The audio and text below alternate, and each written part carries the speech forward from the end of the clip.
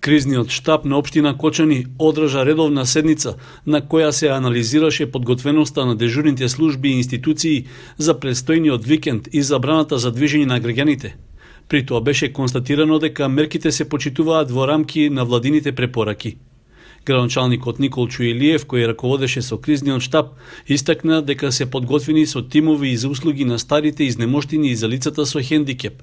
Тоа се лица што се ангажирани со проектот за општинско корисна работа од мобилниот сервис за домашна посета и од Црвениот крст. Определени се и представници од местните заедници кои ќе контактираат со лица од населените места, а издадени се и дозволи за правни субјекти за онлайн работа и достава на продукти од маркети, аптеки, достава на храна од ресторани и такси превоз. Илиев информираше дека поради тоа што целата општинска администрација во Чешиново Облешево е во домашна изолација, локалната самоуправа на Кочани ќе им издава дозволи за движење на граѓаните од соседната општина. Општинскиот кризен штаб констатираше дека граѓаните на Кочани доследно ги почитуваат мерките за ограничено движење. Сепак, според податоците од одделението за внатрешни работи, забележани се и известни девијантни појави. Апелирам и за време на викендот, бидејќи забраната практично почнува од 16 часот денес, па до 05 часот во понеделник. Апелирам сите граѓани да ги почитуваат доследно мерките и одлуките на владата за останување во своите домови, како ние би можеле практично без дополнителни проблеми или отежното да си ги извршуваме секојдневните работни задачи. Во изминатата недела, околу 10 дена, забележавме на одредени делови од градот, покрај полицискиот час, кај што имаше прекршувања, имаше и сторување на одредени кривични дела од делот на имотните деликти.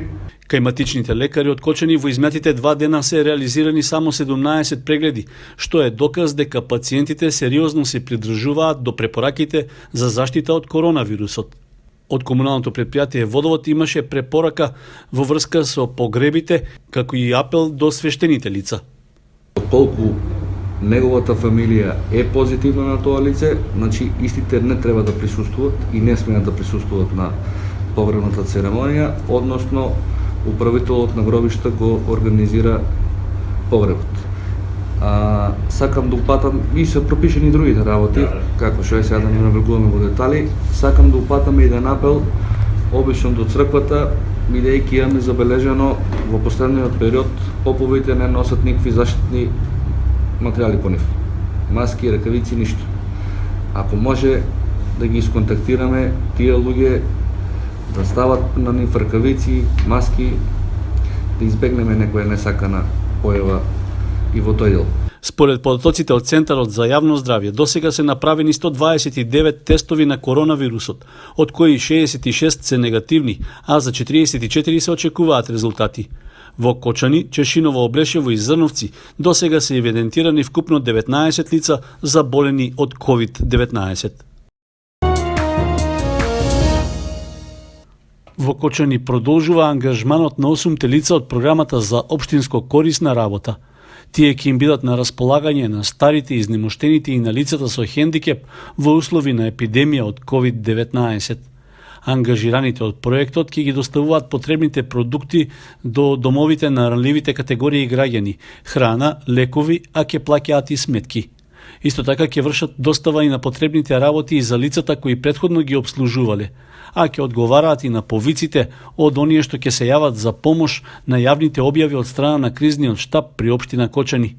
Исто така ќе бидат во постојана координација со општинските служби за социјална заштита, со мобилниот сервис при општина Кочани и со општинската организација на Црвен крст. Лицата кои ќе ги извршуваат овие услуги веќе имаат соодветно искуство, бидејќи и претходно им помагаа на старите и изнемоштени на лицата со хендикеп во домовите и надвор од нив, со проектите Добра волја и услуги, што општина Кочани ги реализираше во февруари и март годинава.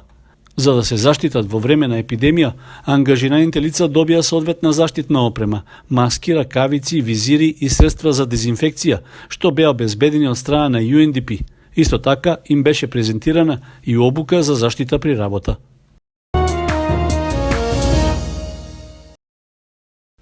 За време на забраната за движење, во периодот од 16 часот во петок на 10 април до 5 часот наутро во понеделник на 13 април, на територијата на општина Кочани ќе функционираат тимови за поддршка на стари, изнемоштени и лица со хендикеп.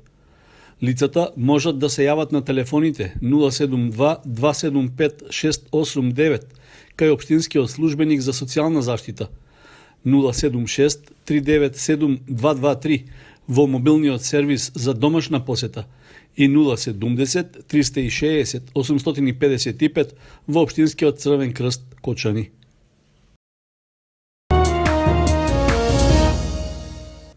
Општинската организација на Црвен крст од Виница обезбеди 250 хуманитарни пакети со храна и средства за лична хигиена наменети за ромските семејства кои се во социјален ризик. Тоа е дел од поддршката во вонредната состојба во државата поради коронавирусот. Пакетите се добиени како донација од невладината фондација Отворено општество Македонија, а волонтерите на Црвен крст ги распределуваат во соработка со граѓанското здружение КХАМ од Делчево. 120 пакети храна и 120 пакети хигиена. Тоа е само за најзагрозените, за социјално загрозените семејства од ромското мало, а очекуваме исто така помош во наредните денови и за останатите социјално загрозени семејства во Виница. Во изминатиот период од месец март имаме формирано тимови, 4 тима од по 3 волонтери кои ја покриваат општината со храна за самоизолирани и изолирани лица и со храна на лица постари од 65 години. Волонтерите на Црвен крст им стојат на располагање на граѓаните над 65 годишна возраст, кои не се во можност да излегуваат од дома. По претходна нарачка преку телефон им набавуваат и носат храна и други артикли, што лицата потоа сами ги плаќаат. Сите граѓани може да звонат на 363 305 и да ги нарашат артиклите кои може да ги однесеме, значи се однесува само на граѓаните постари од 65 години кои не се во состојба да се обезбедат сами храна, а при носењето на храната од страна на нашите волонтери фискалната сметка им биде дадена и тие си ја наплаќаат стоката која ја добиваат. Покрај хуманитарната помош, Црвен крст од Виница обезбеди отворени телефонски линии за психолошко-социјална поддршка на граѓаните во справувањето со вирусот COVID-19, кои им стојат на располагање по 4 часа секој ден. Граѓаните на Кочани воглавно ги почитуваат мерките и препораките за заштита од ширењето на COVID-19 во однос на пазарување во маркетите. Доаѓаат на пазар со заштитни маски и ракавици и ги слушаат редарите кои се задолжени за редот, како и по колку луѓе да влегуваат, велат одговорните во маркетите. Меѓу другото, додаваат дека и вработените во маркетите носат заштитни маски и ракавици, а редовно се дезинфицираат површините, касите и рафтовите. Сите вработени носат заштитни маски и муштериите што доаѓаат, исто и на нив им кажуваме да носат заштитни маски. Се става ред по тоа што се пуштат по големите маркети по 5-6 луѓе, по помалите по тројца. Се врши дезинфекција на каси, на колички, на плочки, секојдневно. Слушаат потрошувачите, си имаме во секој маркет поставен како редар на врата и согласно правилата ги пушта и еден по еден. Како излегува една муштерија, се пушта друг. Очигледна е зголемената потрошувачка во маркетите откако почна кризата, вели Максимов, но порачува да се купува разумно, не да се прават непотребни резерви. Тој додаде дека храна има и ќе има доволно и понатаму, бидејќи тие редовно ги дополнуваат празните рафтови. Додека трае вонредната ситуација поради коронавирусот, граѓаните што немаат платено сметки нема да бидат исклучувани од струја, парно или вода. Од Регулаторна комисија за енергетика апелираат граѓаните кои примаат плата да се ги плаќаат сметките заради одржување на ликвидноста на компаниите. А оние кои нема да можат тоа да го прават, за нив по завршувањето на кризната состојба ќе им биде овозможено да ги подмират обврските на рати. Од Регулаторната комисија за енергетика во разговори со компаниите истакнаа дека потребно е да се изнајде најдобар модел за плаќање на сметките за режиски трошоци за март, април и мај, со цел да не им бидат натовар на потрошувачите. Исто така дека веќе е забележливо има намалување на плаќањето на сметките од страна на граѓаните, што е очекувано во воредни услови кога фирмите отежнато работат, а некои и воопшто не работат.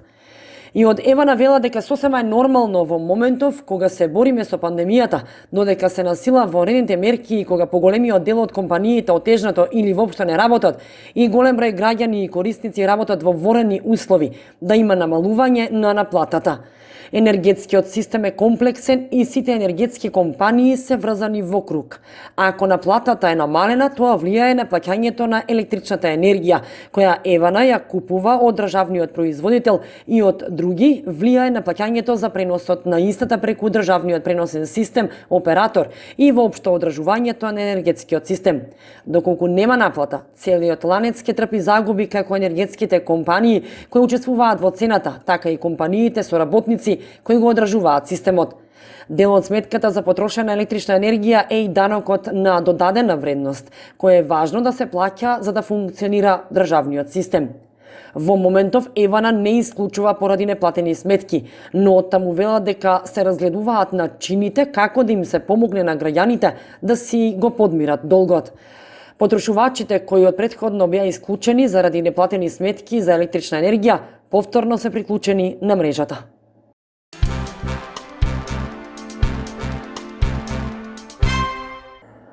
Од Министерството за здравство излегува со важно соопштение за сите кои имаат срцеви заболувања.